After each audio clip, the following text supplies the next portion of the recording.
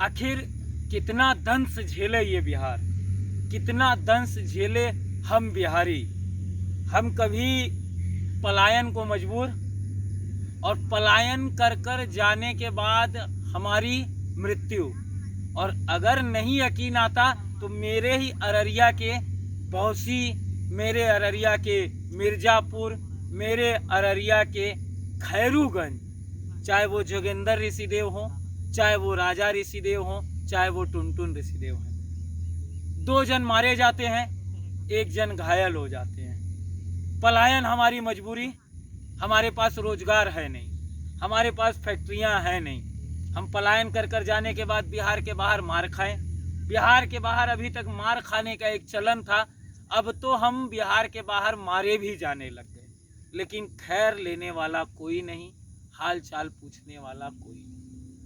उसके बाद दूसरा हमारा सबसे बड़ा रोजगार का जरिया है, वो है खेती। जिस खेती के जरिए बिहार में हम रोजगार पाते हैं, 2 पैसे की बचत कर पाते हैं। लेकिन पिछले 3 दिनों की बारिश लगातार किस हाल पे हमारे धान के फसल को किए, उसका एक उदाहरण ये देखिए। ये रहा ये धान, पिछले 3 दिनों की बारिश में हजारों हजार एकड़ ये सच्चाई है। लेकिन हमें पूछने वाला कोई नहीं है। ये पीड़ा मैं किससे कहूँ, ये पीड़ा हम किससे कहें नीतीश कुमार जी से, ये पीड़ा हम किससे कहें आदरणीय हमारे कृषि मंत्री बिहार के अमरेंद्र सिंह जी से, या देश के कृषि मंत्री नरेंद्र सिंह तोमर जी आपसे, या देश के प्रधानमंत्री नरेंद्र मोदी जी आपसे।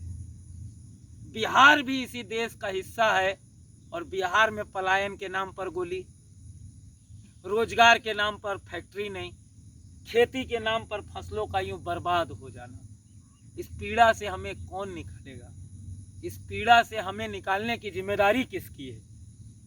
इस आपदा पर 6000 का एक लॉलीपॉप जो अभी तक तो हम लोगों के बीच नहीं आया है, और अगर प्रयास करेंगे हमारे यहाँ के जनप्रतिनिधि तो हो भी जाए, नहीं तो वो भी नसीब होने वाला नहीं है।